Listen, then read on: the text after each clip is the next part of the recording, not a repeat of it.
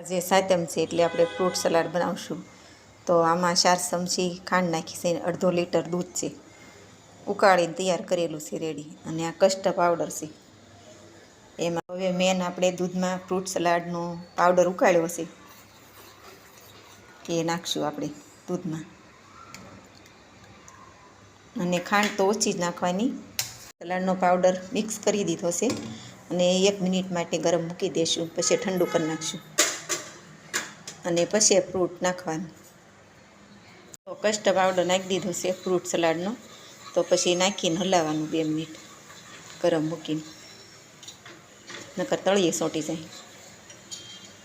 પછીના ફોતરા કાઢી નાખ્યા છે ફ્રૂટ સલાડ માટે, અને કાજુ બદામ પલાળવાના છે, જલ્દી કટિંગ થઈ જાય. પાણીમાં 2 મિનિટ પલાળવાના, પલળી જાય એટલે. હવે આપણે ફ્રૂટને કટિંગ કરીશું, અને ફ્રૂટને ઝીણું ઝીણું જ કટિંગ કરવાનું બને ત્યાં સુધી, અને દૂધમાં ઠંડુ થાય પછી દૂધમાં મિક્સ કરવાનું. આ બધી ટીપ્સની ધ્યાન રાખી. હવે આપણે ફ્રૂટ કટિંગ કરીશું ઝીણું ઝીણું ફ્રૂટ સલાડ માટે, અને સાલ ઉતારવાની અને ઝીણું કટિંગ કરવાનું. કેળાને ચીકુને ઝીણું કટિંગ કરવાનું. કાજુ બદામ પલાળ્યા છે, હવે જોઈ શકો છો આવું ઝીણું ઝીણું કટિંગ કરવાનું.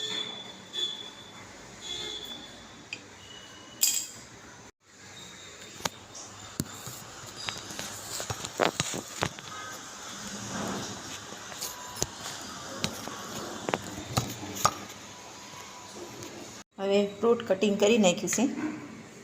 આ કેળા સુધાર્યા, કેળા કટિંગ કર્યા છે, આ ચીકુ કટિંગ કર્યું છે, સફરજન કટિંગ કર્યું છે, એલચી ખાંડ નાખી 4, અને હવે બદામને પાણીમાંથી કાઢી નાખી છે. એટલે હવે આપણે આનું કટિંગ કરવાનું ઝીણું ઝીણું.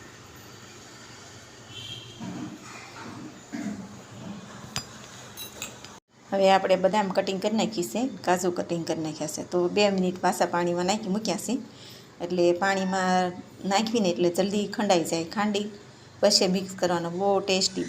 હવે કટિંગ કરેલું થોડુંક ખાંડવાનું, ખાંડીને નાખવાનું ફ્રૂટ સલાડમાં. આ કાજુ ખાંડીશું, બદામ બંને વસ્તુ ખાંડીને મિક્સ કરવાની. હવે રેડી છે આપણી ફ્રૂટ સલાડની વસ્તુ. એમાં સફરજન કટિંગ કર્યા છે, ચીકુ કટિંગ કર્યા છે, કેળા કટિંગ કર્યા છે.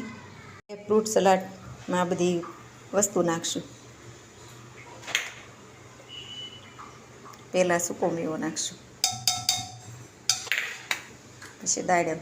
હવે રેડી છે આપણો ફ્રૂટ સલાડ, પૂરી ને ફ્રૂટ સલાડ.